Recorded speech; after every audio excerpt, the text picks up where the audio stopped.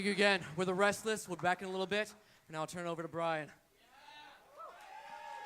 All right, how we doing? You guys hear me? Is this on? Check. Very good. All right, first thing I need is everyone stand up. I do a selfie with you guys every year.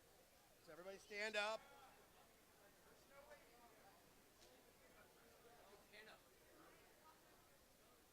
All right, you guys ready?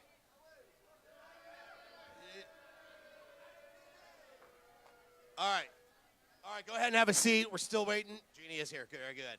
Hey, guys, make sure all week while you're here, today, tomorrow, all the photos that you take, post them on your social media. What's the hashtag? Why We March. Very important. I am honored and privileged to come to you every year and MC this youth rally. It's something that's very passionate. I've been doing youth pro-life work for about 30 years. But I'm going to talk in a little bit, but right now, I want to introduce to you somebody who is very dear to our heart in the pro-life movement, who has continued to grow this march knowing that one day we're going to march for victory. Amen? Yes. So we're going to play a video, and we're going to welcome Miss Jeanne Mancini. Thank you so much, Jeanne, the president of the March for Life.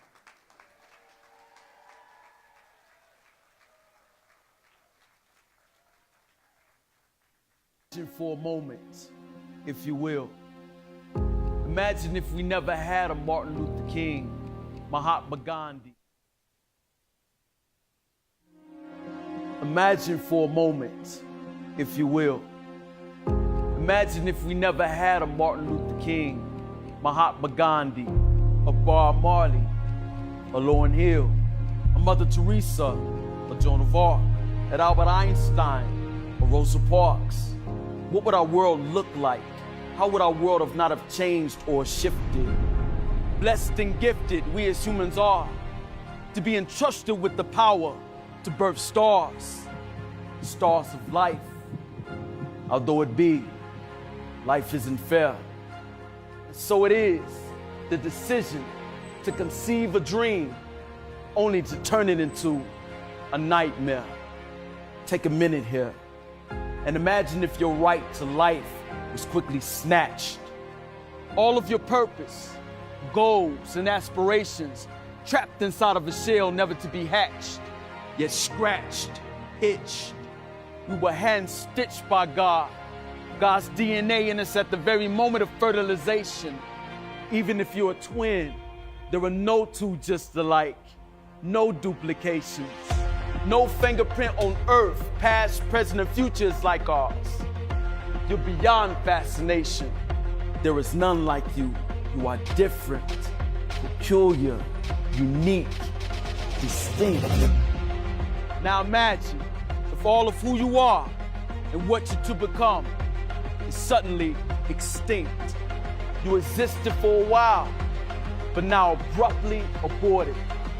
God's clear frequency of love sent through man, conceived by woman, yet mankind distorted. 60 million unborn babies aborted since Roe versus Wade. 60 million cures for diseases that could have been made.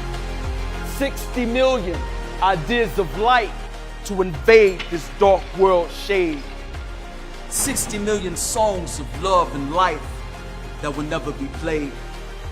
60 million hearts cut by death's spades. Made in the image of God, we were meant to be fruitful and to multiply. Instead, we subtract, divide, and fractionalize, choosing who has the right to live and rise. While 67 to 90% of preborn babies diagnosed with Down syndrome are chosen to die. The screams of our unborn seeds can be heard if we stopped to listen. I've heard the cry. Now I march for life and made it my mission. Ooh. Is this on? Ah, there we go.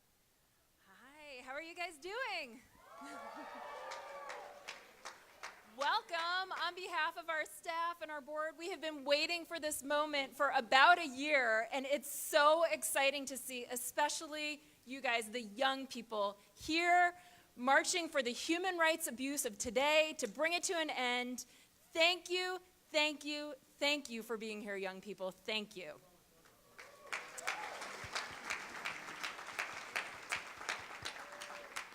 I'm only going to talk for a few minutes. I just have a few points that are on my heart that I want to share with you, but I always like to know a little bit about your stories, like what brought you here and how far you came. So for those of you who came more than 2 or 3 states away from Washington, D.C., can you raise your hand?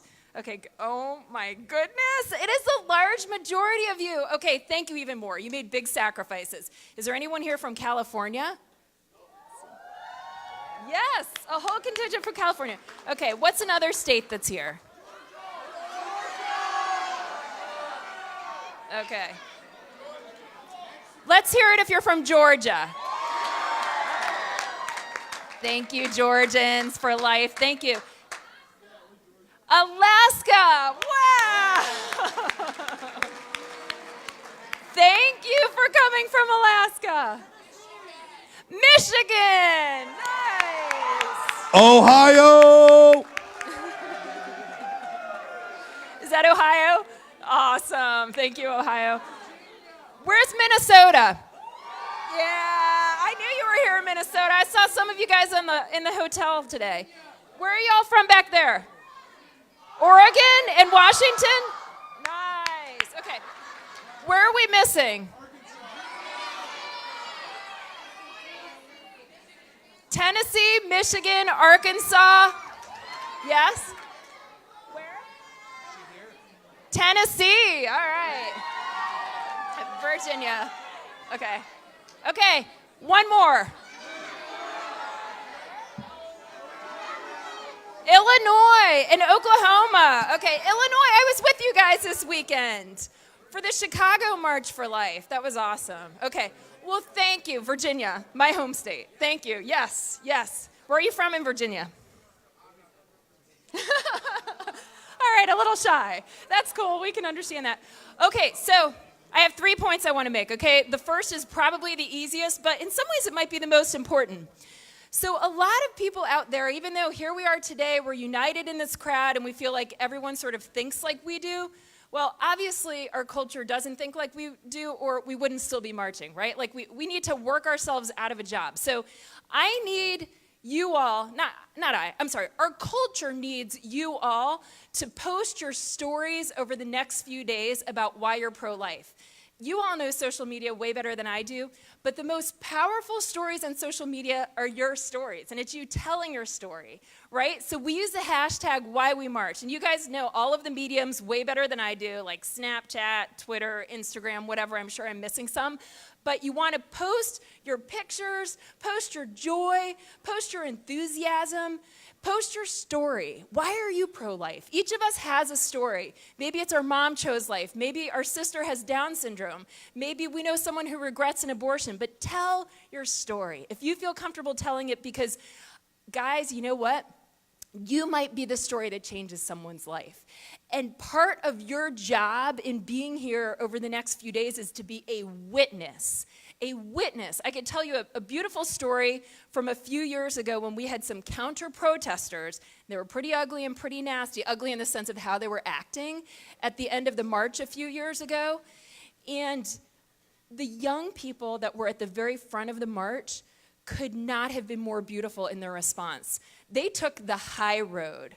They took the high road in that they just started singing, "Jesus loves you, yes, he does," and other beautiful things to these people who were being so hateful and so mean and so nasty in front of them. So over the next few days, shout why you're pro-life, why we march, right? Tell your story and be that beautiful, beautiful witness. So that's the first and most important thing. Use that hashtag #WhyWeMarch so that people can hear your story and that you can bear testimony and witness over the next few days. Okay, that's number one. Number two, I just want to talk for a minute about our theme because it is so cool. And you just heard Justice Joseph. Justice is his nickname. Joseph is his name, the rapper. Talk about our theme. So our theme this year is unique from day one. Pro-life is pro-science. Let me ask you, how many of you have seen like an ultrasound picture of a brother or sister on a refrigerator, or you saw that? Let me see, show of hands. Oh my gosh, so many of you, right. So 20 years ago, that wasn't quite as developed as it is now, but did you know that at 6 weeks, you can hear and see a heartbeat now? 6 weeks of development, it's shocking. 7 weeks by blood test, you can tell if it's a little boy or a little girl, if you're gonna have a little brother or a little sister. How cool is that? And also, there's all sorts of advances in prenatal surgery. Like if a little one tests positive for spina bifida or something like that, there's been just eons of improvement in those kinds of surgeries over the last years, and it's just beautiful. On the other hand, sometimes science isn't at the service of life. One example of this, you saw that beautiful young woman, Reagan is her name, who was in that video just now. Well, children who test positive for Down syndrome in the womb are disproportionately targeted for abortion. They're aborted at a percent of 80 to 85%, so they're more likely not to be born, right? And so it's so important that we always have science at the service of life. Science in and of itself is not a god, but it needs to be at the service of the human person, because otherwise it exploits the human person.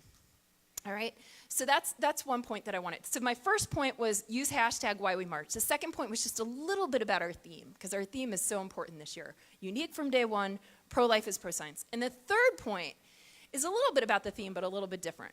And it's, every chance I get to speak to young people, this is the thing I want to say, because it's when I was your age, it's what I needed to hear, and I believe I'm supposed to share it with you. There is a plan for every single one of you.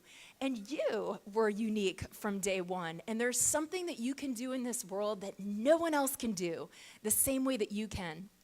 And so what I want to tell you is that following that path, the path that God has in store for you, is the best adventure you could possibly live. I know in my own life, I'm kind of shy. I never, ever would have anticipated getting in front of hundreds of thousands of people to talk about the most important issue of our day.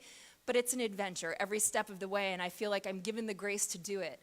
And I just want to ask you to open your heart to whatever that particular plan is for you and for your life, because you know what?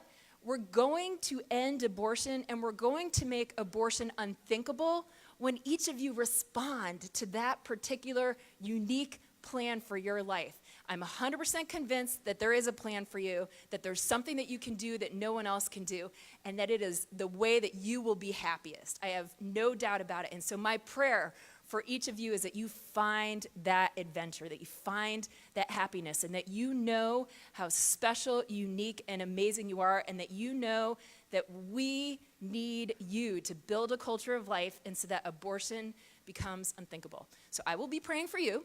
Please pray for us, and I anticipate and expect to see every single one of you using that hashtag Why We March over the next few days, okay? All right, thanks, guys. Let's give it up for Jeanne. All right. All right, guys, absolutely use the hashtag. Make sure you're following the March for Life on Twitter, on Instagram. The yellow papers on your chairs is all my social media information, and my boss. So I have to do good today because my boss is sitting in the front row. Father Frank, say hello to everybody. Priest for Life. So, hey guys, I just want to share a little bit today, a message that God's put on my heart about mercy and about grace, and especially within churches. I come from a pretty harsh background. If you've heard my testimony before, I grew up in Los Angeles in the 80s. I grew up in a broken home. My mother actually tried to find an abortion. That didn't happen. I was born with a disease called spinal meningitis. I was actually pronounced clinically dead as an infant. I went through a lot of problems, a lot of abuse throughout my life, and I became a drug addict. I was a meth addict. I used to snort and smoke lines of crystal meth. And in 1987, I went to a Grateful Dead Bob Dylan concert, and there was a doctor in a hospital because I had overdosed, and they had to take me in an ambulance to this hospital because I had overdosed. And this doctor came in and talked to me, And I thought, oh, gosh, I'm just going to get preached at. He's going to tell me I'm going to burn in hell. He's going to tell me how evil I am and all this stuff. But all this doctor did was share how much God loved me and how much value I had. And that has stuck with me for so many years. It was a week after that that I ended up giving my life to Christ. And, over the years, please applaud for that.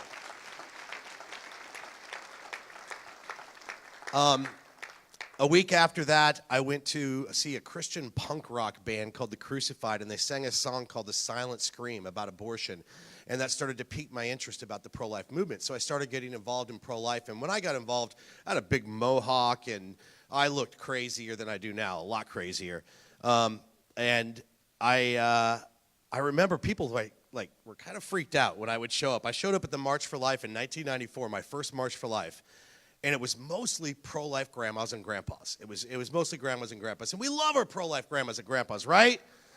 But I wanted to see more youth. And so my friend Jerry Horn took me to meet Nellie Gray, the founder of the March for Life.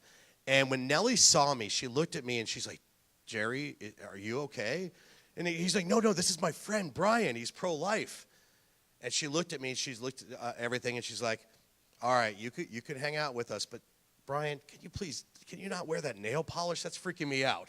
And I'm like, all right, Nellie. So I never wore nail polish again to the March for Life in honor of Nellie. So, but she showed me some grace. She showed me mercy when nobody else. People used to think I'd show up at pro-life events and they're like, he's one of the other side. Oh, no, we got to be careful about this guy. And I'm like, no, I'm pro-life, I promise you. And I started coming to the March for years and years. And then I started to see the shift at the March for Life from 70 or 80% pro-life grandmas and grandpas to 70% young people. And it was exciting to see that. And, I was single back then when I first started coming, and then I ended up getting married, and I started having kids, and I'd take my kids to pro-life events, and I'd take my kids to all these things, and I'd teach them all this stuff. And I was so excited when my kids would get involved in pro-life and go out and give talks in schools. They would write papers and such. And, I looked at the way sometimes that we react to people that maybe aren't living the best lives. I think that a lot of Christians are really good if we see a homeless man in the street to show him some grace and some mercy. Give them some food. If we see somebody hurting, a drug addict, all of that, we're so good at that. But sometimes people that are already in the church fall down. People that are already have come to know the Lord, if they fall down, they stumble. And sometimes we're not so gracious with them. Sometimes we don't have that same mercy for people that stumble in our own churches, in our own places, in our own friends.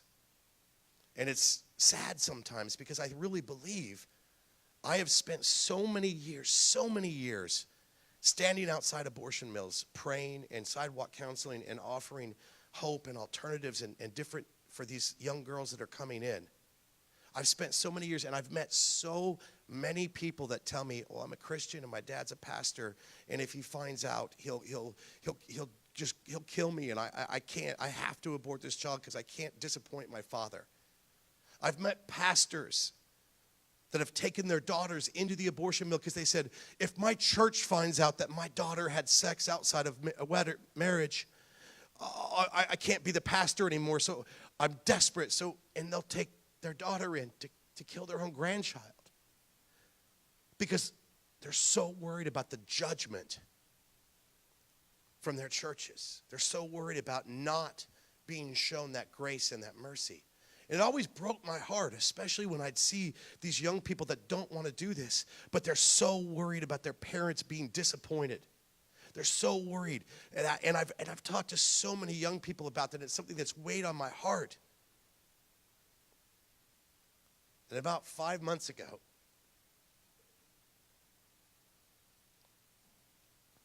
it hit me hard.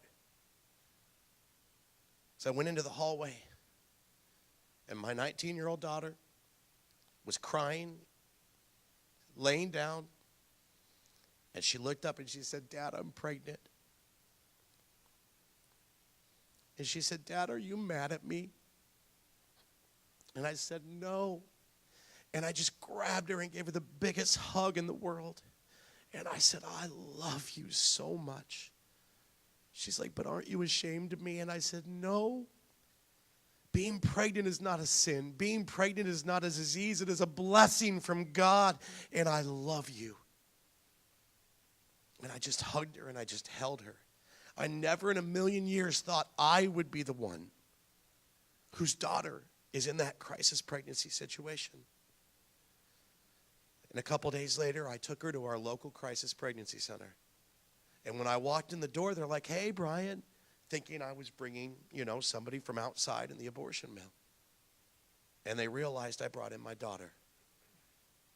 And as she went inside, they came out and they hugged me. And they loved me. And I was worried. I thought I was going to get judged. Because I see that so much. I see that so much.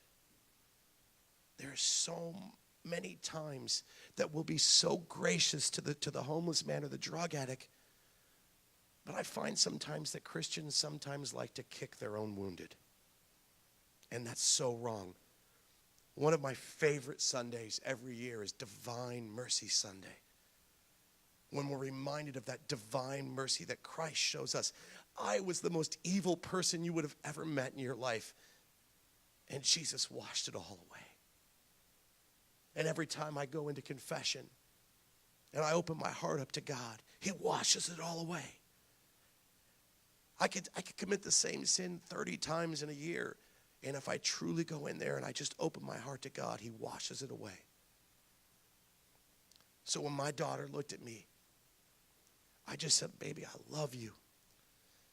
And on May 14th, see, I talked about when I first came and there was all those pro-life grandmas and grandpas. Now I'm a pro-life grandpa. I'm a pro-life grandpa. I am, Listen, I know most of you are young people. You don't have kids yet. You don't have to face that. But guess what? You have friends. You have friends in your schools. How many of you go to a Catholic or Christian school? Good, good. You know that if a young lady at your school ended up pregnant, how scared she would be that everybody would find out? How scared she would be that she'd get kicked out of school. Her parents would kick her out. So what my plea to you guys is, listen, if you find out about that young pregnant girl in your school, grab her, hug her, and love her, and show her the mercy that she deserves. Because if you don't, if she feels ashamed, if she feels unloved, if she feels shunned, chances are she's going to end up at the abortion mill. But we must do a better job of showing that mercy and that grace that Christ has showed us. I love my daughter so much. I have zero shame. She has made me a grandpa. How awesome is that? And I think I'm a pretty cool looking grandpa. I mean, But I want to plead with you guys. Remember that cursing. Because think about this. None of us are above reproach. None of us are without. Imagine this. We might judge other people, but imagine this. Think about this right now. What if I told you that for the next 5 minutes, everybody in this room could know every thought in your head and in your heart? How fast would you run out of this room? Yeah, I would. Grace and mercy. Grace and mercy. All right, my time is up, but I am so honored and so privileged right now to introduce you to one of the most amazing young women on this planet who's going to come up and share with you. Ladies and gentlemen, give it up for the amazing Lila Rose.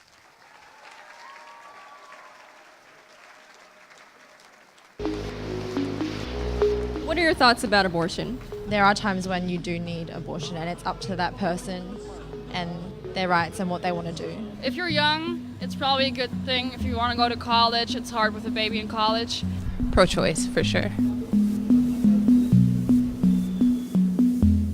It's scary to see, and I hope I will never have to do that, or I will never do that from my point now. The videos that you guys show me has changed my mind. There's so many other options apart from abortion, and I know it sucks and like the consequences and how it happened and why you might want an abortion, but there's always another option, and you just got to suck it up because it's a life.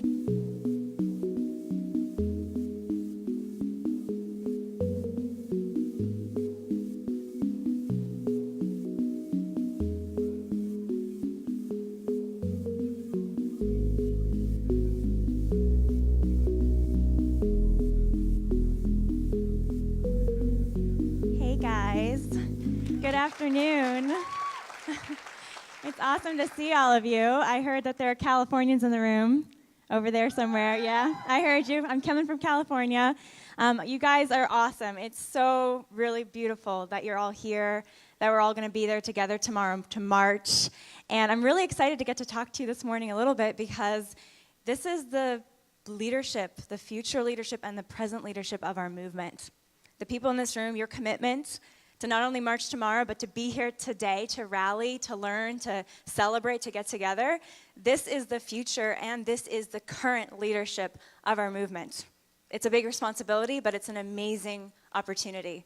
And I'm really, really, really excited to do it with you. First of all, though, Bryan, congratulations on being a grandpa. He's a grandpa. It's kind of awesome. Looking like a pretty cool grandpa. My grandpa does not have tattoos, but Bryan does. Very cool. His grandkids are going to be like, wow, Grandpa's so cool. Although, what are you going to tell them? Are they going to be allowed to have tats, your grandkids? We'll see. Baby tats? I don't approve of baby tats, but personally, but okay, all right. That would be a little weird. But anyways, I get to represent Live Action. I don't know if you all know about Live Action. You follow us online. Any Live Action followers here? Social media, Instagram, Facebook. Awesome, awesome, awesome. And it's something that I started when I was actually a teenager.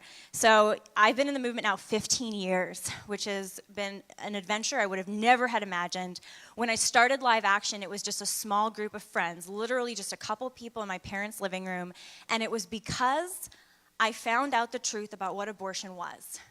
And I think that's probably the reason why a lot of us are in this room, because you have that moment where you find out what abortion actually does to a human being, to a life. And for me, I was really young. I was growing up in Northern California, San Jose. I was one of 8 kids. San Jose, Northern California. I was one of 8 kids. And so there were a lot of babies in the house, third oldest. And life was seen as a gift. It was precious. My parents were kind of California hippies in a way, like having a lot of kids. They were homeschooling us. So it was kind of like an alternative lifestyle, a little crunchy in a good way, good crunch. My dad actually would bake bread. He was one of those kind of guys. It was actually really good bread. But anyways, I found out about abortion when I was a young girl because I found this activist manual that my parents had in their living room called A Handbook on Abortion, and it was like from the 80s. And anyways, I opened this book up when I was a kid, and it had images of children. In the first trimester, I saw this tiny, beautifully formed little life. You can see in the first trimester the legs, the arms, the tiny, newly formed little face. You can see it. It's amazing how quickly life grows in the womb. Women don't even know they're pregnant when the heart starts beating. Most women. It's amazing how rapidly that little single-cell embryo grows into this beautifully formed child. You can see the humanity. And I was looking at this image of the first trimester child, this little 10-week-old embryo, not even a fetus yet, as they say, who had been the victim of a first trimester powerful suction abortion that tears that child from the safety, the harbor of his or her mother's womb, and in the process often rips that child apart. And I was just floored. I was just cut. I thought, is this real? Is this really happening? What is this? And I started to learn more. I started to read that book. I discovered that this is happening 3,000 times a day in our country, 1 million times a year. That's since 1973. And the reason we're here in D.C. is because of 1973. It's because of that day, on a cold winter day, then when literally 7 men on the Supreme Court, they say this is a women's rights, women's decision, 7 men the U.S. Supreme Court made a decision for the entire nation and rammed abortion through onto the states as somehow a women's right. And learning about this as a younger person, I thought, I have to do something. And I came across the writings of Mother Teresa. Any Mother Teresa lovers in the room? Yeah. Well, think about that. A little tiny nun who didn't even hardly wear shoes most of the time, who was working in the poorest city, one of the poorest cities in the entire world, this little tiny nun who changed the world with her love because she was just present to the day and the work of the day, and she loved in each day that she had the least of these, as Jesus commanded, whatever you do to the least of these, you do it unto me. And whatever you do not do to the least of these, you do not do it to me, Jesus. Jesus is talking about how we are meant to love God, love our Lord, love himself is how we love the littlest one, the weakest one, the most vulnerable one. So Mother Teresa's working with the lepers and the cast-offs and the dying in the streets and the slums in India and in Calcutta. But this little nun, she got more world acclaim because her work was so radical and her works of love, she would go and preach to the world about abortion. And she'd come to the United States, and she'd look at some of the most powerful politicians. She'd be invited to these events to speak. She could hardly see over the podium. And she would say, the greatest destroyer of peace in the world, she didn't say it was poverty. She didn't say it was loneliness or starvation or thirst or all the horrific things that she was fighting that we are called to also care about and stand up to protect and to serve. But she said the greatest destroyer of peace in the world is abortion. And she looked at our country and she said, what are you doing? Here you are with all your wealth, with all your freedom, with all your prosperity, with all your opportunities. And the greatest destroyer of your peace is abortion. So I heard that, I read those words, and I started Live Action because I had to do something. And everyone in this room, God has a call on each person in this room on your life. I can't tell you what it is. I don't know exactly where you're meant to go, the jobs you're supposed to have, the relationships, how you're supposed to be involved exactly in this cause. And I'm going to give you 3 things in a moment of things that each one of us can do as we learn that and discover that. But what I do know is that there are no accidents. I do know that you're here this weekend for a reason, because you want to stand for life, but also because you're learning, you're being inspired, and God is moving you towards a plan he has for you. A purpose he has for you that you were born for. And it's one that's beautiful and good. It's made for courage or made for love. And if we are willing to not be afraid and to discover, wrestle, to discover our purpose, take time to pray, take time to think about what perhaps we're meant to do with our life, understand our talents, understand our desires, but take that time to discover and then take that step, that next right step. Maybe doing something difficult. Maybe it's starting a pro-life group at school. Maybe it's having a conversation with a friend. Maybe it's some artistic way, creative way. Maybe it's a bold way. Maybe it's a political way to stand up for what's right. I promise you that you will be launched on a journey more exciting and adventurous and some ways difficult, but amazing than we could think of for ourselves. And that's what happened for me. I wanted to do something. I said, God, use me. Here I am. I started the work, and I would have never dreamed that I'd get to travel the world, speak in front of hundreds of thousands, speak for the European Union, speak to the U.S. members of the U.S. Congress, speak to members of the United Nations, do all of these things. But it was because I just was like, God, use me. And I tried to take the next right step, even though I didn't see the whole path in front of me. The 3 things I want to leave you guys with for the rest of your day, for tomorrow, and then as you head home, back to whether it's the warmth of the West Coast or it's wherever other cold place you're going back to, but once you head home, 3 things for all of us to, I hope, help us discover and help us live out our pro-life call. You know, pro-life is a huge, huge calling. It's not just anti-abortion, it is, because we have to stop all abortion and end it completely, but it's also saying yes to life, yes to God's plan for our life, yes to the dignity of every person. So the 3 things I want to leave you with is, number 1, it's a little bit of an interesting one for our culture today, but celebrate children.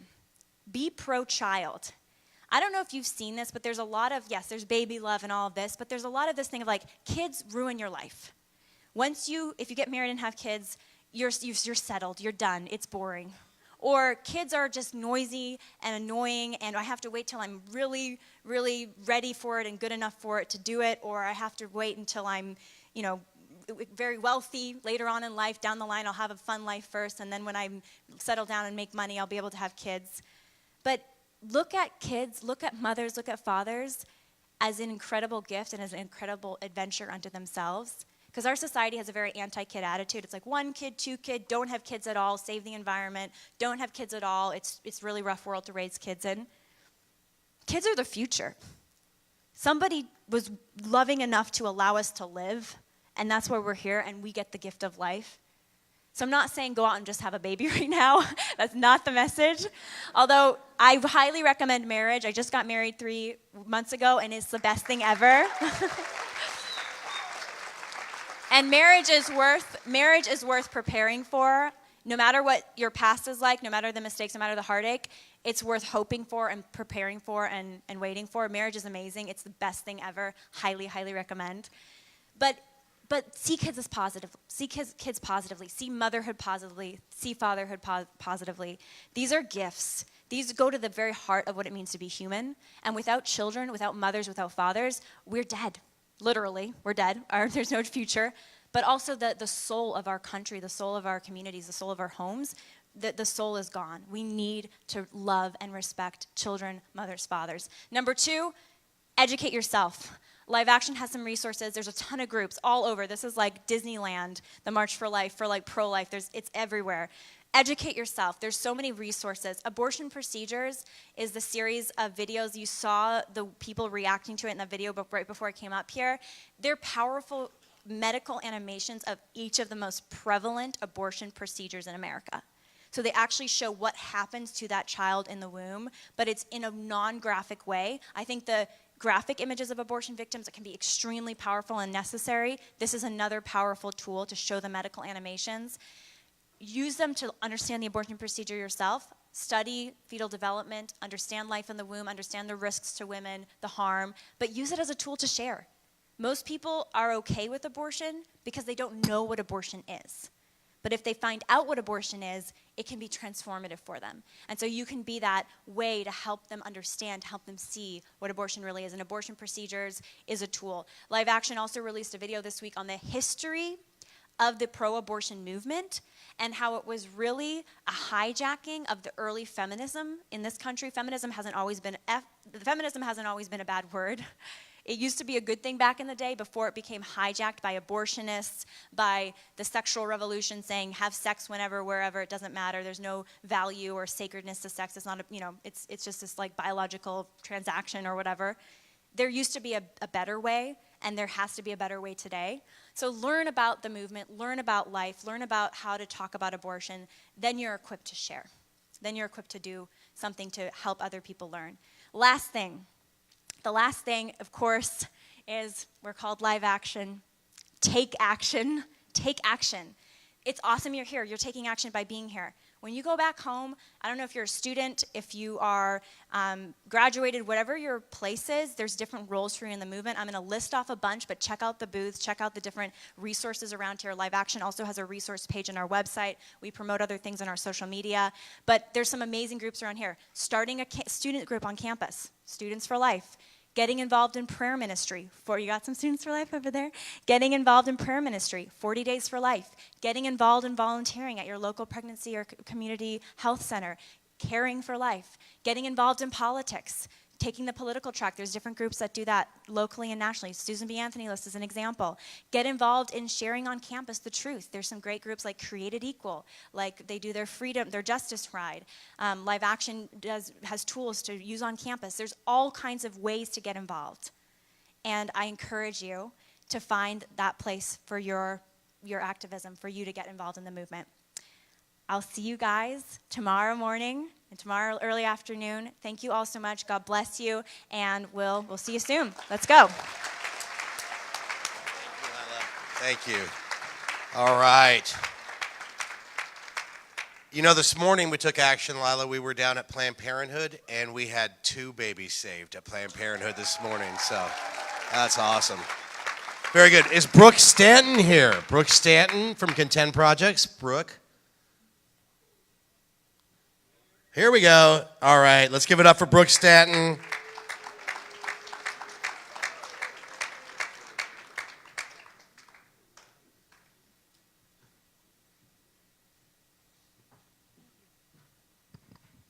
Thank you very much. Good afternoon, everyone. It is so wonderful to be here among such a dedicated and passionate set of science ambassadors. Because as you know, science illiteracy is a serious and growing threat to our nation, to our very species, to the point where, thank you, to the point where personal opinions and false science have practically replaced the scientifically accurate facts of life. Here are some typical examples from the Twitterverse. Now, many of our business and political leaders are also scientifically illiterate about this fundamental information. Take a listen.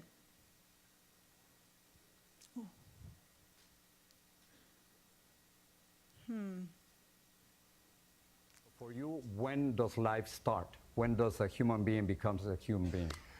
This is a question that I think will be debated through the centuries, and people come down to very different points of view. But for you, what's that point? It is not something that I feel like is really part of this conversation. Response from Senator Obama to the question of when life begins has been getting a lot of attention. We want to just share it with you how that went, and then you can take a look at it and respond to it for us. At what point does a baby get human rights, in your view?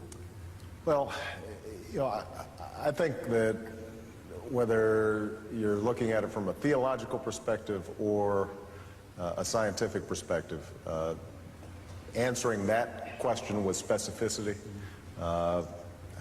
is above my pay grade. If he were to come to you and say, "Help me out here, Madam Speaker, when does life begin?" what would you tell him? I would say that as an ardent practicing Catholic, this is an issue that I have studied for a long time.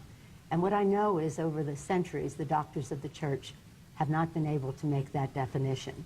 And St. Augustine said at 3 months. You don't know.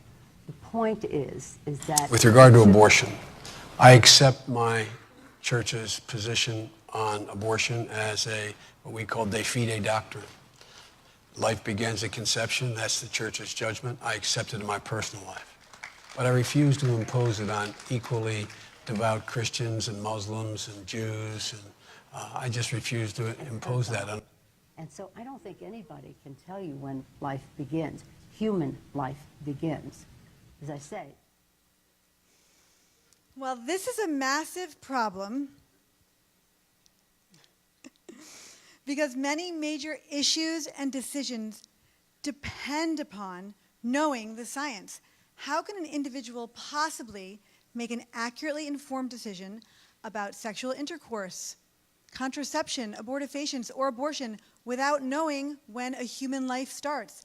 How can our lawmakers determine valid public policies and laws about related matters, or about human embryonic and fetal research, or about federal funding for abortions, without knowing if they are talking about an already existing human being or not? They can't. And there are serious and devastating consequences to this science education gap, including trends in teenage sex, the widespread and growing use of abortifacients like Plan B, the millions of instances of unintended human reproduction, commonly referred to as unintended pregnancies, the more than 60 million human lives lost to abortion in the United States, destructive human embryonic and fetal research, the millions of frozen surplus human embryos, and across all of these issues is the matter of malformed consent. Without basic, accurate, relevant information, you have no choice, you have no voice. This crisis of human life is largely due to fake science and science denial in Roe v. Wade. Fake science that was established as a matter of convenience to satisfy various financial, political, and social agendas. And so today I'm going to let you in on a more inconvenient truth, if you will, that is relevant and important to all human beings as a matter of basic science education, and that is a key to solving the crisis of human life. Science knows when a human life starts. There is and has long been a scientific consensus on this matter among the scientific experts around the world. The controversy is among lay people or among scientists or physicians who hold no academic credentials or expertise in human embryology.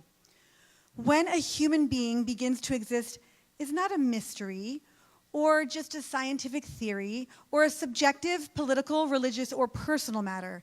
It is an objective, empirical, and contemporary scientific fact of the biological science of human embryology, the only science that specializes in when a human life starts and his or her early development, particularly that of the human embryo and the human fetus. Despite this fact, or perhaps precisely because of this fact, not one human embryologist was allowed to testify in Roe. When a human being begins to exist has been known and documented for more than 100 years and was even instituted in 1942 in the Carnegie stages of human embryonic development.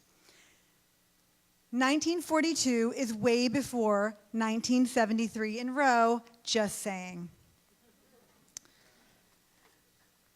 The Carnegie stages are 23 stages that document the accurate scientific facts of the human embryonic period, the first 8 weeks, or 56 days, of a human being's life. Human embryologists view the Carnegie stages and the Carnegie chart as chemists view the periodic table of elements as their gold standard. The periodic table contains the ingredients that make up the material universe and addresses the scientific question of what we are made of. The Carnegie chart tells us when a human being, the physical, material dimension of a human being, begins to exist. The Carnegie chart continues to be documented, reviewed, refined, verified in advance for scientific research and education purposes by the National Museum of Health and Medicine's Human Developmental Anatomy Center, which is a sister agency to the National Library of Medicine, the Federative International Program for Anatomical Terminology, the International Federation of Associations of Anatomists, and the National Institutes of Health, among others. Also, all genuine human embryology textbooks are required to contain a complete chart of the Carnegie stages. So what does Carnegie Stage 1 document? Carnegie Stage 1 documents day 1 of a human being's life. Carnegie Stage 1 documents human sexual reproduction or fertilization. The scientifically accurate term for human sexual reproduction is fertilization, by the way, not conception. This distinction matters because conception is an equivocal term today and may refer either to fertilization or to another biological process that begins about a week after a human life starts, called implantation.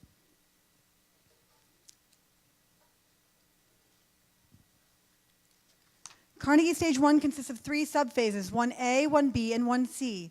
Carnegie Stage 1A is when a human life starts, and it documents that in human sexual reproduction, a new, whole, individual, and living human being begins to exist at the start of the fertilization process, when the male and the female reproductive cells make first contact. When these two mere cells make first contact, immediately, specifically, human enzymes and proteins are produced. Not human sperm enzymes and proteins or human oocyte enzymes and proteins, but whole human organism enzymes and proteins are produced that only a whole human being can produce. And a new single-cell human being with his or her own new unique DNA immediately begins to exist. Science knows that at first contact, there is an actual human being, not a possible human being, a potential human being, or a pre-human being, but a whole human being who is 1 cell big. This is why you are unique from day 1, from first contact on day 1. Scientists know this the same way they know bone is bone or blood is blood. They use the scientific tools and methods that we have available. They use biochemical tests. They use special microscopes and X-ray technologies to demonstrate and study this objective, empirical science reality. In addition to the Carnegie stages, numerous national and international studies by academically accredited PhD human embryologists following the genuine scientific method have independently and empirically documented for decades that a new whole individual and living human being begins to exist at fertilization. And despite what you may have learned from one of Planned Parenthood's scientifically inaccurate, federally funded sales programs, sex ed programs, in human sexual reproduction in vivo within a woman's body, pregnancy starts at the same time that a new human life starts, at the beginning of the process of fertilization in a woman's fallopian tube, the beginning of Carnegie stage 1, not when implantation begins in a woman's uterus, in Carnegie stage 4. A human being is already about 1 week old when implantation begins. Among other things, this means that if a drug or device may prevent implantation, it is not strictly contraception, like Plan B. It is also an abortifacient. And according to the Gates Foundation, the largest generation of youth in history is about to enter their reproductive years. It seems like now is the time to get this right. After fertilization, the new human embryo does not become a different kind of thing. He or she continues to grow and develop as the same human being throughout the rest of the embryonic period, then through the fetal period, and then after birth, throughout all of the subsequent periods and stages of human development. This is a biological fact called the continuum of human life, and it essentially means you used to be much smaller, but you were still you.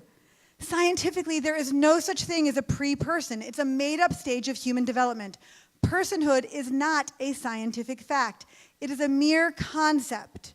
And unless it matches the objective science reality, it is a false concept. The objective science reality is that all human beings are human persons, or none of us are human persons.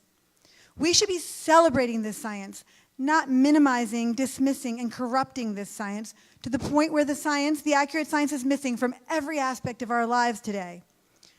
Roe v. Wade is not proof that science doesn't know when a human life starts. It is proof that there is a massive science illiteracy problem in this country. It is proof that there is a massive science denial problem in this country, and it's time to stop indulging science deniers. There are many actions that you can take to help spread the scientific word at this critical time. Share what you have learned with your friends and family. Stand up to science denial with these scientific facts. Use social media to raise your voices online. Check out Contend's social media page. We have so many scientifically accurate posts that you may be able to use. Hang a Carnegie chart on the wall in your science classroom and keep marching for this science reality, because pro-life is pro-science. Thank you very much, and thank you for lending your powerful voices to this unstoppable science movement. Thank you so much. Rick, are you here? There we go. Let's give it up for Rick Smith. We're going to keep this going, guys. There you go. Thank you. Well, hey, how's everybody doing today? That's kind of weak. How's everybody doing today? Well, my name is Rick Smith, and one of the things I like to do when I go somewhere is I like to get a chance to know you too. So you know my name, I want to know yours. So on the count of 3, just scream your name out. 1, 2, 3. All right. Hey, Brad. Well, hey, how many people here like surprises? You love surprises. You love surprise parties. You love getting birthday presents. You love getting gifts. I'm in that boat. And so Christmas was just around the corner, and I want to share something that I got, a little gift. I got a box here I'm going to show you. It's coming up. Next slide. There we go. Anybody know what's in that box? Socks. Anybody excited about socks? Hit the next slide. That's what I got in the box. It was the entire Marvel collection, socks. I'm into it. You may not be into it, but I'm into it. You know, surprises in life are kind of like this box of socks. Let me tell you why. Because surprises in life, sometimes you open it up, you're excited. You're excited for what's in the box. You open it up, it's just what you wanted. But other times in life Life deals you surprises that throw you for a curve. Life gives you a surprise that you never saw coming and quite frankly never thought you wanted. And so today, during my few minutes with you, I'm going to switch it up a little bit.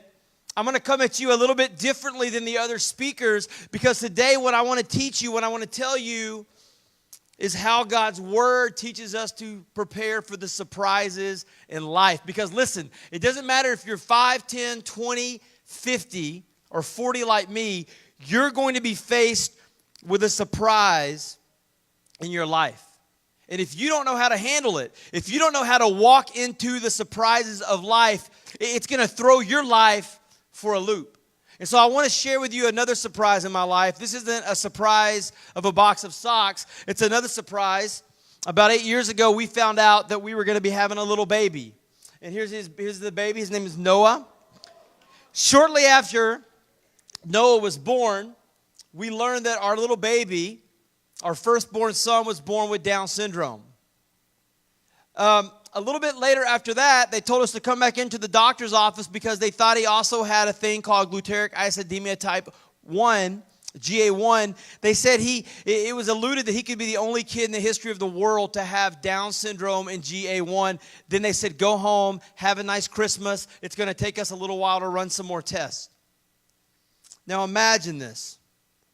You were just living your life, doing what you thought you were supposed to do, trying to be a good, quote-unquote, good person, and all of a sudden, life throws a surprise that you thought would never happen to you. I never prayed, Lord, would you give us a child with Down syndrome? Maybe you pray for that. I never had prayed that. I didn't even know how to be a parent. Quite frankly, I couldn't even take care of our dogs, much less a baby, a human being. But here we are. We're in the hospital. My wife, my lovely wife behind us, who's amazing, and this little boy in our arms. And then we go home with this little baby with Down syndrome. Let me ask you a question. Have you ever been faced with a surprise in your life? I mean, something you never saw coming. I mean, something that life dealt to you that was like a punch directly in the soul.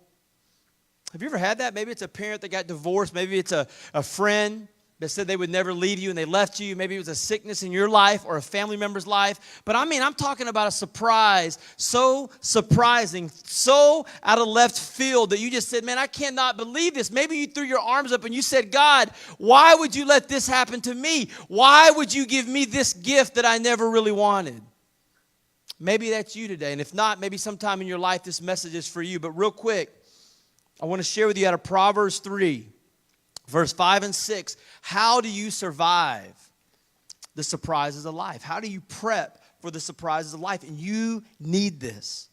So the very first slide, you can hit it right here. Number 1 is trust God. This is a proverb that you probably have heard before. And it just says, trust in the Lord with all your heart. That's the first step. And so in order to trust God, you got to know God. You got to know there's a God and it's not you. And it's not me. I like what my friend said that was up a little bit, one of the first guys that was up here, and he talked about how his life was a mess before he came into a relationship with God. My life was a mess before I came into a relationship with God. I was a high school dropout, runaway, punk kid, arrested. You would not want to be my friend. God came into my life. He rescued me. You know, I understood that there was a God, and it wasn't me that I put my faith in Christ, that he loves me, he died for me. And you got to put your trust in Christ. And then once you do that, you abide with him. You walk with him. You put your trust in his word. In his word. Now, here's what's crazy. Listen to this. I don't know what you know about the culture. You're kind of young, but here's what you need to know. The culture doesn't like this. The culture doesn't like us standing up for life. The culture doesn't like us saying, hey, God's word says that he knitted these little kids, these little Noahs together in their mother's womb, and they're worthy of life. The culture hates that. The culture hates us trying to say, hey, this is the biblical view for marriage. This is how we're supposed to do this thing. This is the biblical view for relationships. This is the biblical view for gender and identity role. The culture doesn't like us living by God's word. And so as you get older, what you need to know is that God is going to tell you what you need to do. And you need to hold fast to God's word. You need to hold fast to God's word. Number 2, don't trust yourself. Lean not on your own understanding. Lean not on your own understanding. You're going to be tempted to think you know more than God. If we took all the knowledge in this room, everybody's thoughts, and added it up, it wouldn't even be a sand on the beach of the knowledge of God. God knows everything. You may feel sad. You may feel discouraged. You may feel all kind of feelings. But here's what you need to know, my friends. Feelings are real, but they aren't reliable.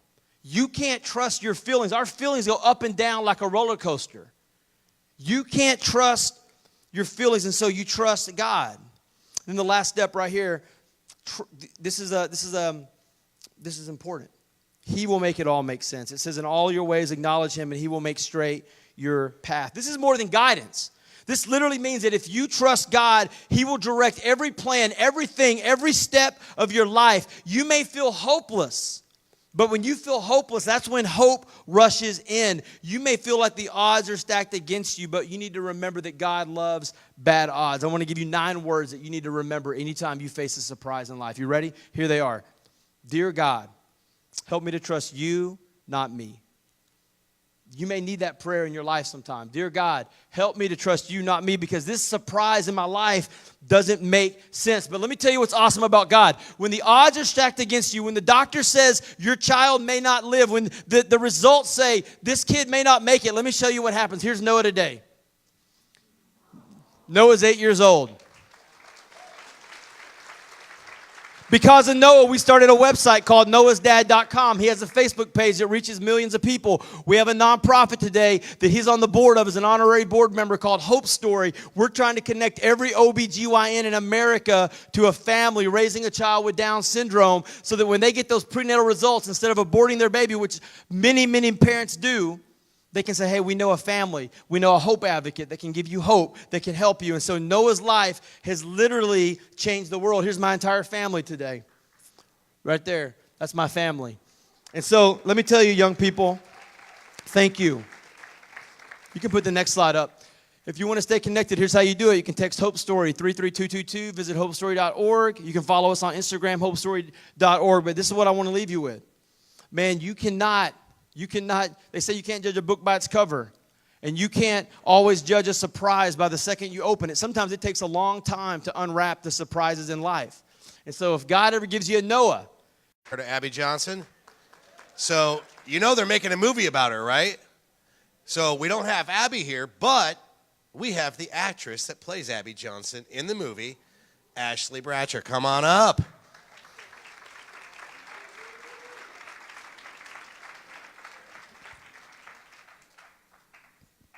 Hey guys, I'm really excited about this movie. I think we have a little trailer that we're going to show for you guys. Can we get that rolling? Anybody?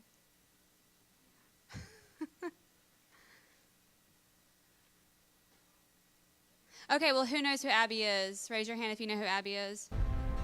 Okay, we'll talk about it later. Abby Johnson is in the other room. Here. She wants out. 'Cause I don't believe in accidents.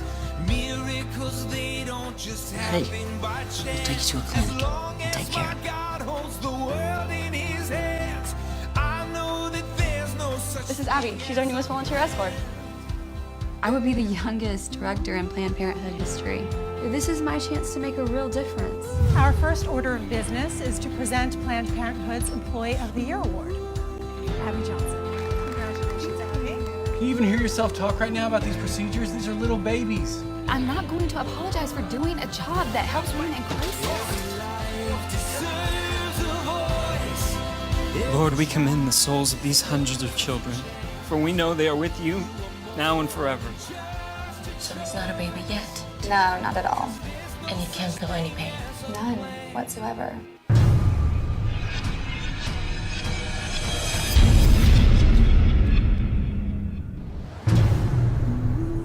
I'm leaving Planned Parenthood. I can't be a part of this anymore. 22,000 abortions. How do I even begin to comprehend? Let me tell you what's going to happen if you go in that door. Congratulations. You've managed to make an enemy of one of the most powerful organizations on the planet.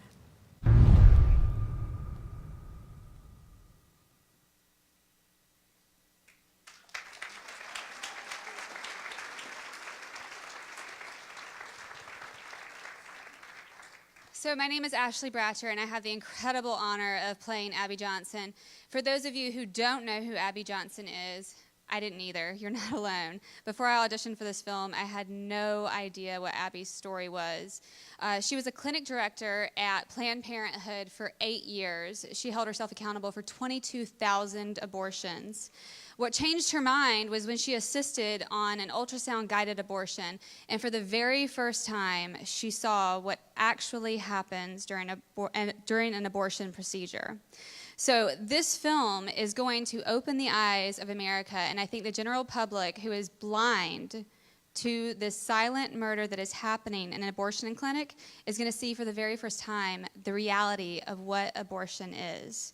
And Abby's story is so incredible because during that moment, she decided that she could never be a part of that again. She walked out of that clinic and she walked over to 40 Days for Life. Any 40 Days for Life people in here? Awesome. You guys are the heroes.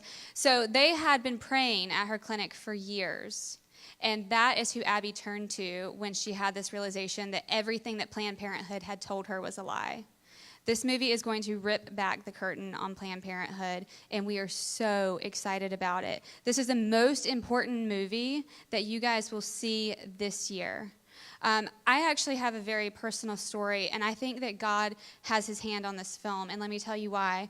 Like I mentioned, I didn't know who Abby was, and when I got the script to audition, the only part of the story I knew was that Abby worked at Planned Parenthood. Okay. And reading those pages, I was really curious. Is this going to be a movie about Planned Parenthood? Is this woman pro-choice? Or does she become pro-life? And so I got online and I Googled everything I could about Abby, and I listened to her testimony. And like most of America, I had no idea what really happened during an abortion procedure. And when I heard what she saw, I was an absolute mess. I was a puddle on the floor, and I knew from that moment on that I needed to be a part of telling this story. So I waited weeks and weeks and weeks to hear back from the film. Complete silence. Didn't think I had the role, and at the very last minute, I got a phone call from the producers that said, "Hey, you got the role. By the way, can you get on a plane in 5 hours and fly out to Oklahoma and film this movie for 7 weeks?" That's not how it works, okay? Usually you have your lead weeks in advance. I had no time to prepare, had very little time to tell anyone in my life that I was leaving to go to Stillwater, Oklahoma, and my husband, my sister, and my son were the only people who knew I had left. 4 days into production on this film, I'm sitting in a salon with aluminum foil in my hair, getting my hair colored red. Anybody who's been a redhead can understand how difficult it is to maintain that color. Any ladies who've done that, you know. So I'm sitting in a salon, and my mom calls me. Who among you has a mom that calls you persistently? Your college and high school students? I assume that you have a mom that calls you all the time. So my mom called me, and she had no idea where I was, and I needed to tell her about the film. And I did so with caution because my mother had shared with me when I was younger that she had an abortion when she was in high school. And I knew that. It was a conversation that we had, and she got pregnant with me later when she was 19 and basically told me that she could never have another abortion, and that was why I was here. Very nonchalant conversation. It was not something we talked about. I didn't really have a stance on abortion. So when I got ready to tell her about Abby's story, I wanted to be gentle because I didn't want her to feel condemned or judged. And as you can see from this trailer, that's not what this movie's about. This movie's about grace and forgiveness. So as I started to share Abby's testimony with my mother, she broke down. And it was more than I expected in an emotional response. I knew that something bigger had happened that she needed to tell me. And on the phone, I could hear her weeping, and she said, "Ashley, I need to tell you something that I've never told you before." And she said to me, "What you don't know is that I was actually at the clinic. They called my name. I was in the exam room. A very pregnant nurse came in and examined me. And I got very sick to my stomach, and I knew I couldn't go through with it, but I intended to abort you. And I got up, and I walked out, and I chose you. And I never knew that.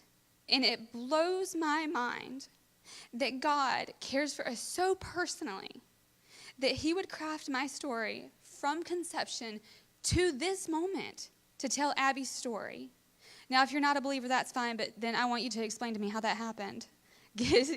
Provide me with the probability, the statistical odds, because I'd love to hear them. I think you could probably get struck by lightning more easily. So for me, I still get emotional every time I cry because I just sit in awe of how wonderful a storyteller God is. And I'm so honored to be sharing this story. We're actually doing a screening tomorrow morning at 7 a.m. Hey guys, I know that's early. When I was in college, I planned all of my classes in the evening. So I get it, trust me. But if you want to be one of the very first people to see this film, to get a private screening before our release, which is happening March 29th, tomorrow you can see the film at 7 a.m. And if you want to find out how, we have a booth where you can go get information on how to see the film tomorrow. How much time do I have left, guys? No more. Okay, I've talked too long. I'm sorry. The Oscar music would be playing right now. So really, guys, so I just want to say this is a very, very important film. Who has social media? Blow it up. Hashtag I stand with Unplanned. Okay, let's overtake social media. Spread the word. Please get behind this film. And I really appreciate it, you guys. Thank you. Thank you so much. All right, Lori. Lori, are you here? Students for Life of America, Lori Cascio. I was told to give you this. Do you want to use? All right. I'll steal your microphone. Okay. Thank you. Well, hi, everyone. I am so excited to be here and on stage with you. And I'm sure some of you can tell I'm not the only person on stage. She is so excited to be here. Yeah, thank you. Here's a picture of her. She's 27 weeks old, and let me tell you, she's a kicker. And she loves you guys. I feel like Elizabeth when she met Mary. My baby's just jumping and kicking for joy to be in your presence. So if you see me flinch or just fall over, it's her fault. All right, now that we got that out of the way and I can explain what's happening if I'm moving weirdly, let's get started. So the other day, I was reading a book because, strangely enough, being an activist for 7 years, I still don't know everything. And I will be the third speaker in a row to mention this, but I was reading Abby Johnson's book. We all love Abby Johnson, 3 of us in a row now. And I was finishing up one of the last chapters. An abortion clinic worker was talking about the one thing the pro-life movement is missing. And I was so excited to figure it out. She said this one thing would help us end abortion, would help us save lives, would change the culture. And as I kept reading, I learned that she thought the one thing we're missing is risk. And these images came to mind. These are pictures of suffragists outside of the White House in 1917. They are the first to picket the White House. They did so for 6 months straight. 6 days a week, in the coldest of cold and the hottest of hot, they were there. And across the country, 500 other suffragists were arrested for picketing. Amazing, the sacrifices and risks they took. And these images came to mind of people sitting at lunch counters, the African Americans sitting at counters in protest for the civil rights movement. And if you see the guy in the front in the right picture, he's a professor. He's got mustard and ketchup and salt on his head. He has a really neat story because you can tell he's not African American, but he saw people going through an injustice and said, I have to do something to change this. And this isn't me, but these are people among us. So thank you for being similar to him and being here. But he passed away just a couple weeks ago. He faced all kinds of issues, being beat up. You can see all the ketchup and mustard and mess. And he made very, very big risks. Now, as I kept thinking, I thought, do we really measure the success of a movement in risks based on how many times we get arrested? Because they used to get arrested a lot. But the answer is no. We have more rights. We have free speech. We're able to take lots of risks every single day. And that's what Students for Life of America does with our students. There are over 1,200 pro-life groups across the country, at middle schools and high schools and colleges and graduate level schools and home schools that we work with, and we mentor the pro-life youth, give them trainings and equip them with resources and knowledge so that you, and all those little dots, the purple ones are our group locations, the pink ones are Planned Parenthood, and the red ones are standalone abortion facilities. And if the purple dots were allowed to be on top, you wouldn't be able to see hardly any abortion facilities. How amazing is that? So I wanted to share with you 3 stories of students who have taken risks. Now, they aren't getting arrested or beat up or have ketchup on their heads, but they do take risks that I believe will go down in history. This is a student from a high school in Fairfax, Virginia, not too far away, and she did something simple. She just hung flyers to advertise for her brand new pro-life club. And the next day, they were torn down and people were writing all over them. And instead of raising the white flag and taking them down and saying this isn't gonna work out, she talked to her principal, she talked to me, her Students for Life representative, and we got over this struggle together. The principal got behind her, supported her. We hung up hundreds of more flyers together because there was no limit, so we copied as many as we could. Lots of fun, and we made sure that those vandals were held accountable. At Liberty University, I want to talk about Kyle. He's the president of the pro-life group there. He joined student government just so that he could pass legislation to help pregnant and parenting students. Now, he's not a political science major like everyone else in student government. Everyone shows up in suits, you know, and they know what they're doing. Kyle has no clue what he's doing. He shows up in jeans and t-shirts, but he does his job. And he, just last spring, passed 4 pieces of legislation to help pregnant and parenting students at Liberty University. In the bottom right picture, that's us holding 427 signatures from his peers to pass one of his pieces of legislation to open a nursing room on campus that was accessible to undergraduates. So simple things like that. He took a big risk in encouraging this kind of support at a Christian school. And lastly, I want to share with you my story, because I'm not a founder of an organization or an actress. I'm just like you guys. I got started in the pro-life movement when I was in high school through my church, and I thought to myself, this is so cool, like, I can make a difference, but there's gotta be something more. So for my birthday one year, I went to the Students for Life of America National Conference, and one of the speakers talked about the pro-life movement and the pro-choice movement, and how much money the pro-choice movement has. And Planned Parenthood people are getting paid hundreds of thousands of dollars, and the pro-life movement, we just have to take risks and sacrifice, and I have a salary like a missionary because I am one, but it's okay because I'm willing to take that risk. And that speaker spoke to my heart, and I said, I'm gonna do it. So I hope today you guys do the same thing. When I was in high school, after that conference, I went back. I went to start my pro-life club. I got an advisor like you do and filled out the paperwork like everyone else. And I turned this in to my principal, who did not sign off on my papers. And again, I could have just walked out and said, okay, fine, you win.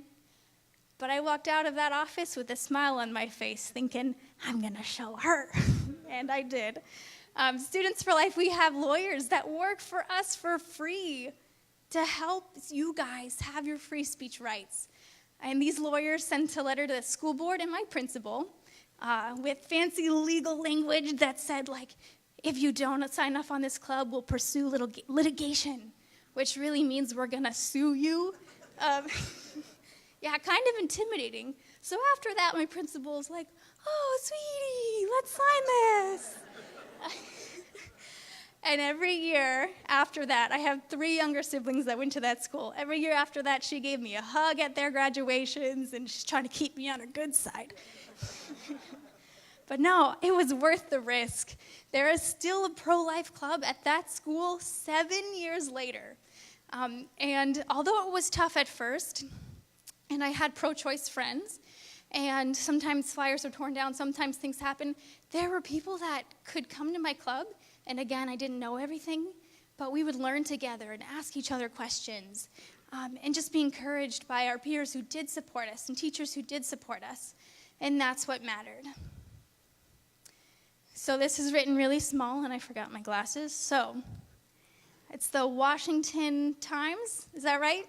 Released our new poll that talks about how we are the pro-life generation. Only 7% of millennials agree with the Democratic Party's extreme stance on abortion, that abortion should exist without exceptions through all 9 months, and that we should have taxpayer-funded abortions. Only 7%. And for some reason, that seems to be the voice you hear most in the media and everywhere else. But I want to encourage you, don't let that be the case. Take a risk. Some of you guys, the risk may be huge.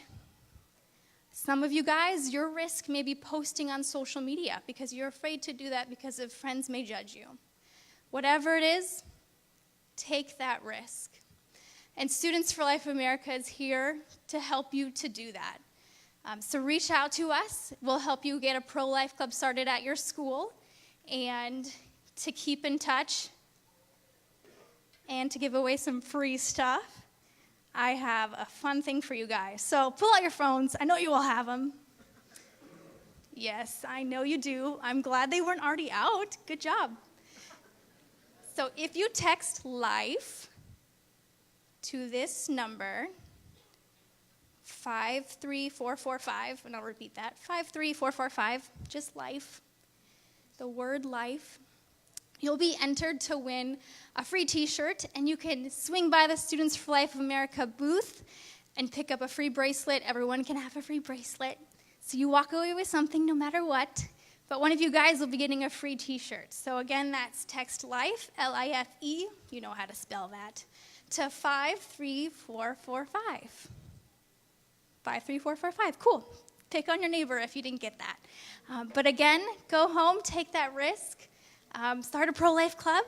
Let's have some fun. Thank you, guys.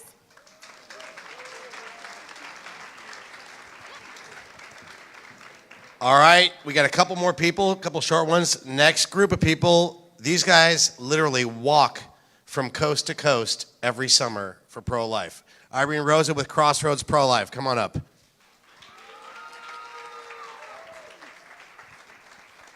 Hey, y'all. My name is Irene. I'm originally from the great state of Texas. Any Texans out there? Woo! Awesome. Do you guys like free stuff? Yeah. All right, so my friends from Bishop O'Connell in Arlington are going to throw out some free t-shirts. So if you want a t-shirt, stand up. Woo!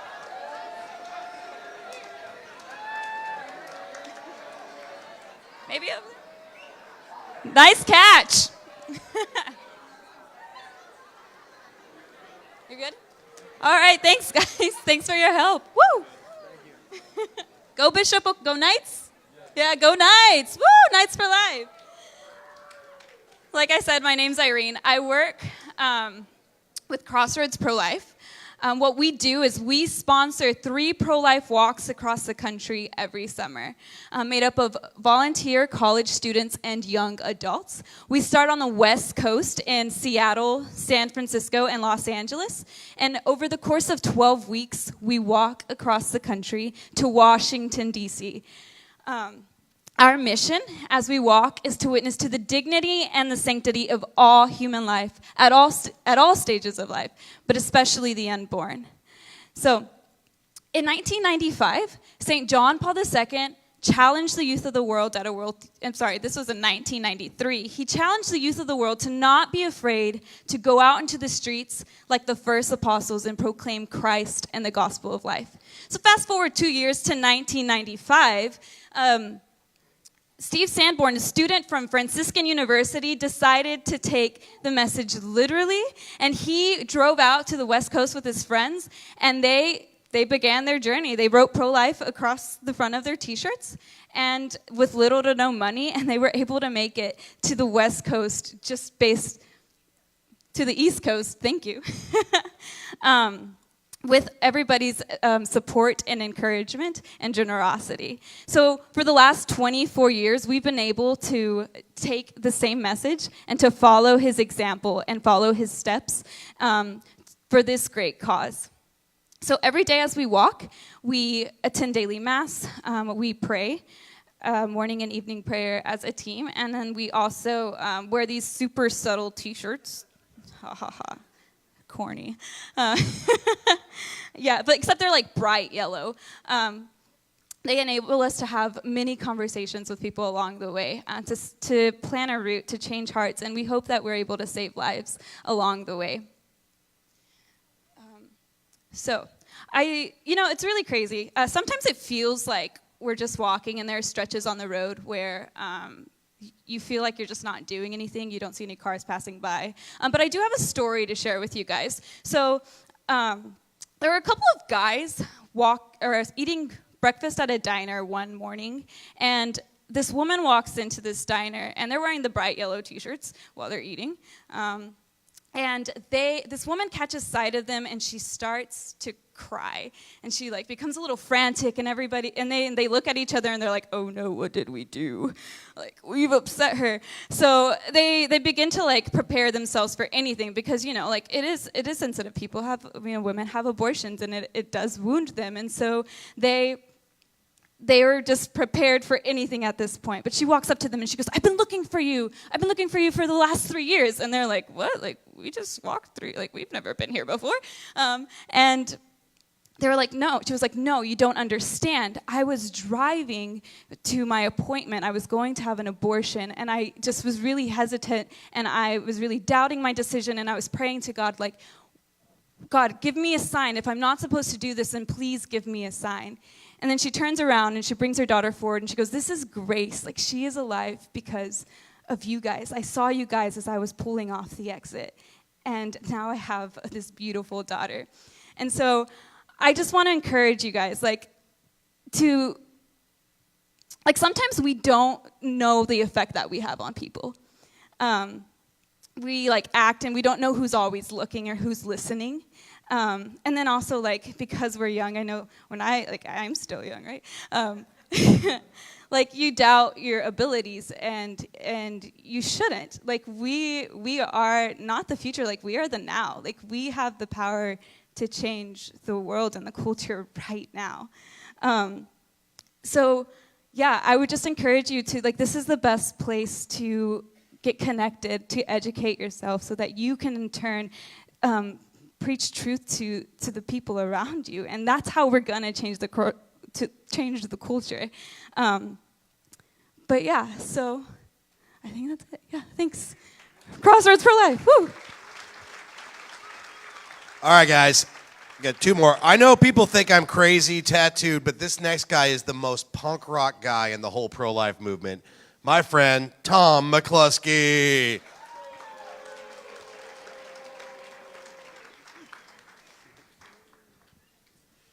Welcome to the old white man portion of the Agenda Tonight program.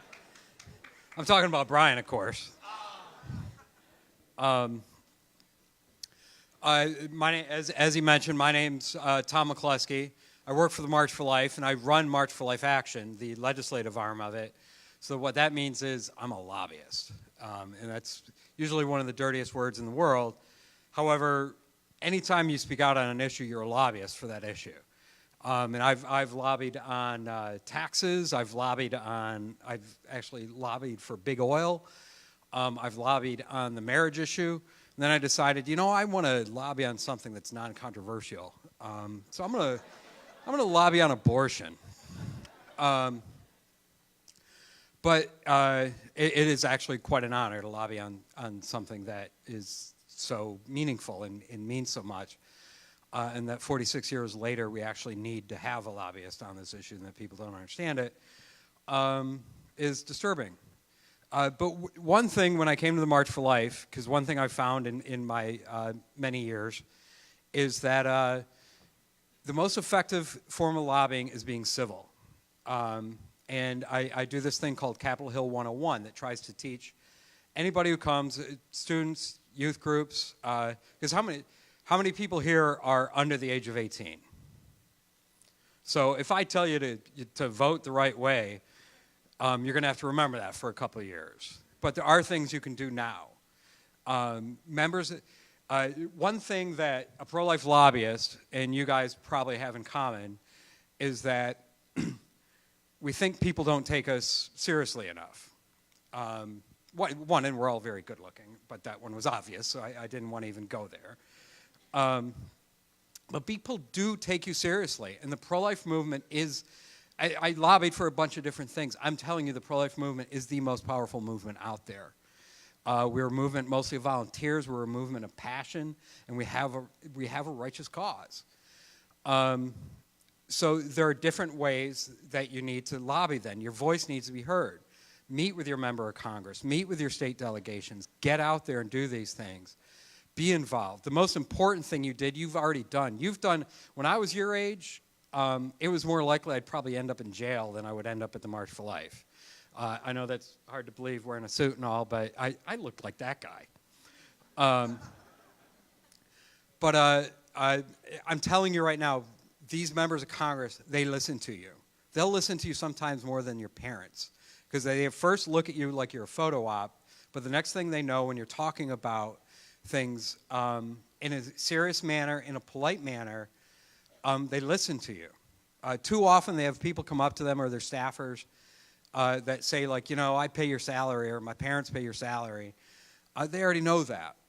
Talk to them as a human being, and you'll hear that right back, get that right back. Now, I know you had your phones out earlier, and you probably have your phones out right now because you all want to take a picture of me, and later I can meet you at the catch and repeat. But I ask you to take out your phones right now, and I'm hoping it comes up because it's very hard for me to remember 5 numbers. But if you could text March to 73075. Right now, I've been in this town for quite a while, as I've mentioned a few times now. We are looking at the most pro-abortion House of Representatives we have ever seen, ever. They are going after pieces of pro-life legislation that has lasted for over 40 decades. Things like the Hyde Amendment, which stops taxpayer funding of abortions within most health care plans. Things that protect doctors and nurses so they aren't forced to perform abortions.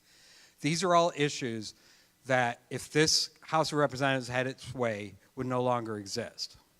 And we are starting a program working with other pro-life groups so that through that number, we can help you tweet to a member of Congress. If anybody here was earlier, I did a Capital 101 for mostly the Facebook crowd, you know, those old folks. But we had a member of Congress speaking, and the one thing that he said was the big secret was most of the members of Congress, when he's seeing them, they're just like you. They're right there on their phones, and they're on Twitter, and they're checking their tweet feeds. They're checking their Facebook.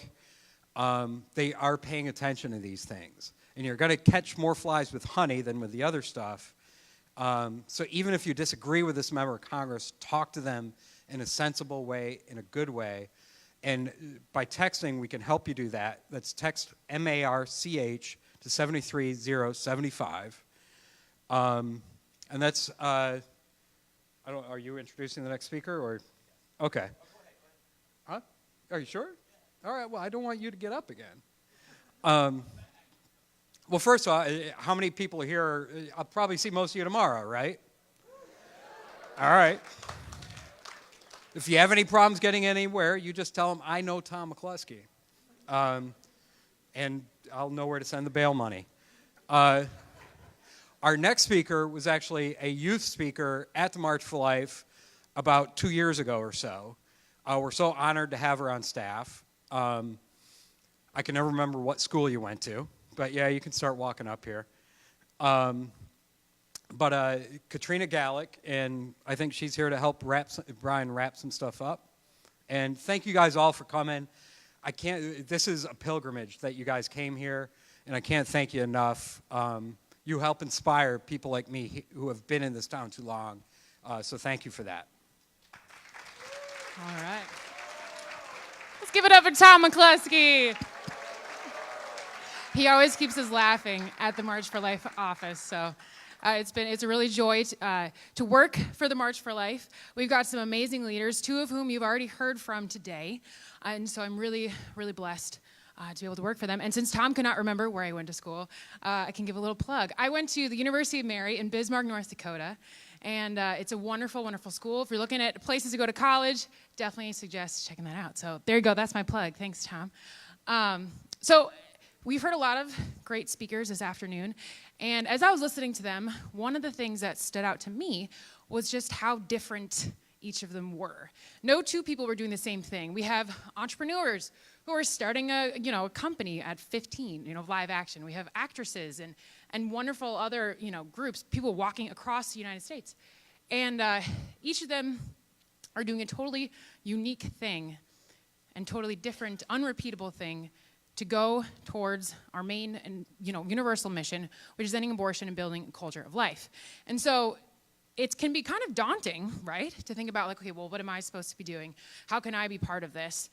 Because each of us also have a unique and unrepeatable thing that we can do to, again, do the same mission of building a culture of life. So what I would like to do is just propose 3 very simple things that you can do today and in these next few days to get you started on that. So first one is something that I'm sure you're already all doing. That is social media. So there are some really, really phenomenal pro-life groups on social media. All the groups who presented here today are active on social media, including the March for Life, and I'm glad we see up there. So please follow us on Facebook, Instagram, Twitter, and use that hashtag #WhyWeMarch. It may seem like a really small thing to share, pro-life content on social media, but as Tom was saying, our legislators do follow and look at what people like you are all saying. But also, too, we could actually literally save somebody's life. And this, again, might sound strange, but this actually happened to a friend of mine. She came to the March for Life and decided to start sharing pro-life content, and nothing too preachy, just really beautiful stories of women who chose life, information about what abortion actually is. And about a year later, she got a message from a friend of hers who she went to high school with. And the two of them had kind of kept up, but not too closely. And she sent her a message and said, hey, a few months ago I found myself facing a really unexpected pregnancy, and I wasn't sure what I was going to do. I was getting pressure from my family to have an abortion, so much so that she had to move out of her house. And so she's not married, she's in college, getting so much pressure from all of people that she holds in high regard in her personal life, right? And she said, I would go to your Facebook feed, and I would read these stories, and it gave me hope. And it was because I was reading all of the things that you were posting that I decided to keep my baby, and I'm due in a few weeks. Yeah, that's right there. So it seems so small just to be sharing why you're marching for life or these other powerful stories, but it really can make a huge difference in someone's life and save a person's life. So that's number 1. Number 2 has already been mentioned here today, which is go to the expo and go and meet all the people who are literally dedicating their lives to this movement. We think, there is diversity up here of people, doing different missions. There's even more out there. There's over 85 organizations all around the country doing lots of really cool things, and they can teach you a ton about the pro-life movement and about things that you can do. So go and learn from them. We also have, right outside these doors, places where you can write signs. One of the things I love to do working for the March for Life is looking through all the pictures we get afterwards of these really, really creative and awesome signs that people bring to the March for Life, and we pump those out on social media all year round. So you might find yourself featured if you have a really awesome, sign, and find a photographer and just stand there until they take your photo. So go outside and draw a poster if you haven't already. So that's number 2. And then the third thing is that when you're going home, I know we have people here from all over the country, which is amazing. When I was in college, we came from North Dakota, which is a crazy drive. So I know you're going to have some downtime on your drive home or your fly home. And just take some time and reflect about everything you've learned and pick one thing to do differently.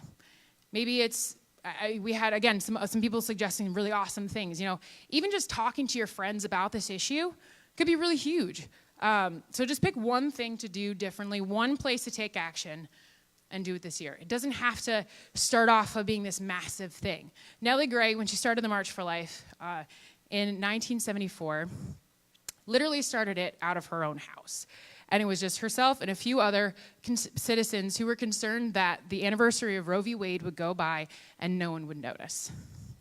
And now, the March for Life has grown into the largest human rights demonstration in the world. And so it started off very small. She did what she could do. She did what was right in front of her. And look how much it's grown. So when you go back home, take that time to reflect. Pick one thing. Don't be afraid to start small, because you never know where God could bring it. So on that, I'll hand it back to Bryan. And I can't wait to march with you guys all tomorrow. Thank you. All right, guys, we're going to bring the band back up here in a minute. I just want to thank you for being here. Listen, what I need everybody to do, I want to give away a couple. I have T-shirts over there in the expo, lots of different T-shirts, but I want to give a couple away. So tomorrow, take a picture of yourself at the march, tag at Bryan Kemper, Bryan with a Y. I'm going to pick one on Twitter and one on Instagram randomly, if anyone who tags me, and I'm going to mail you a couple pro-life T-shirts for free. So make sure you take a picture tomorrow, tag me, tell me why you're marching, use the hashtag #WhyWeMarch, and I'm going to pick randomly a couple people and send you some free pro-life T-shirts. But thank you for coming. We're going to have an amazing time tomorrow, and we're going to end this, right? We're going to end abortion. This is the generation that will abolish abortion. God bless you guys. Thank you. Welcome to Restless. All right. Everyone, if you all could stand up. We have a few more songs to sing and dance to. You might know this next one. I encourage you to make this song your battle cry today, tomorrow, when you march, and just going forward. This is called This Is Me from The Greatest Showman. Some of you might have heard of it. We'd love it if you sang with us, but let this be a reminder that we will be brave and unapologetic to stand up for every single human life. Let's sing this together.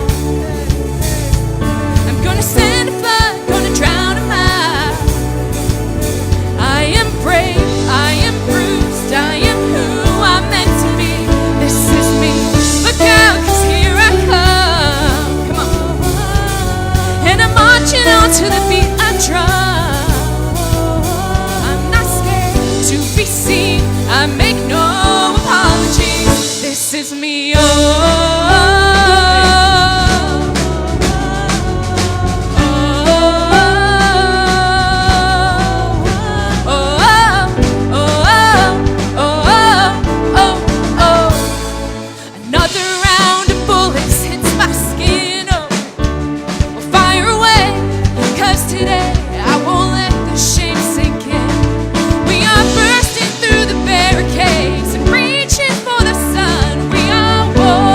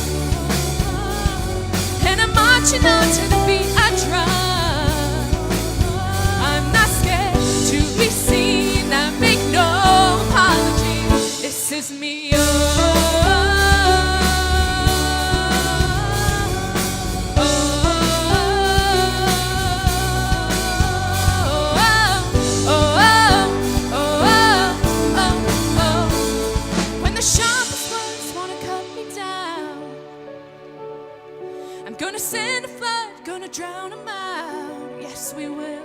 I am brave, I am bruised, I am who I'm meant to be. This is me.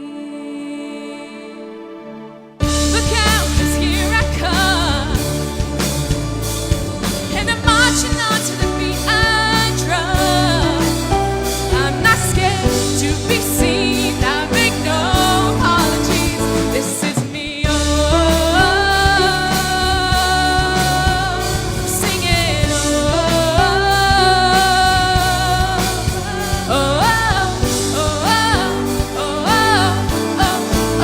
This is me.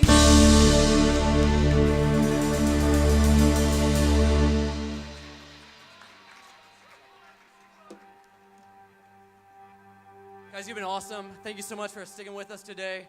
It's been a great day. Tomorrow's going to be even more amazing.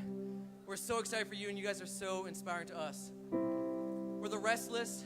We've got a table outside. We'd love to talk to you guys afterwards. This last song is for you all. It's showing that we're all a family here. Tomorrow, when you guys are watching, you're marching with hundreds of thousands of people that are all a family together. You guys are each other's brothers and sisters. So get with your group right now. Get with them right now. Just remember that you guys are family. You guys are here for each other. This is called Brother. Sing this with us loud. We'll talk to you guys afterwards. Ramblers in the wilderness, you can't find what you need. Get a little restless from the searching, get a little worn down in between. Like a bull chasing the matadors, the man left to his own schemes. Everybody needs someone beside him, shining like a lighthouse from the sea. And brother, let me be your shelter, never leave you all alone. Oh, I can be the one you call when you're low. And brother, let me be your fortress when the night winds are driving on, and be the one to light the way, bring you home.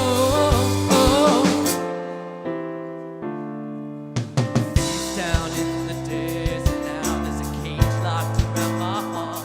I'm down the way to chop the keys with my fingers, but now my hands don't reach that far. But I ain't made for rivalry. I can never take the world alone. I know that in my weakness I am strong, but it's your love that brings me home. Sing it! And brother, let me be your shelter, never leave you all alone. Oh, I can be the one you call when you're low. And brother, let me be your fortress when the night winds are driving on, and be the one to light the way, bring you home. And when you fall, When you need me, where to go? oh brother, I'm right here. On that day, When the sky begins to fall, you're the blood of my blood. We can get through it. Let's go!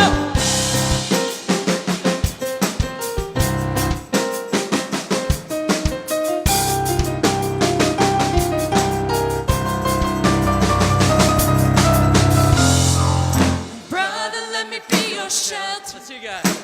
never leave you all alone. I can be the one you call when you're low. Brother, let me be your fortress when the night winds are driving on, and be the one to light the way, bring you home. And brother, let me be your shelter, never leave you all alone. Oh, I can be the one you call when you're low.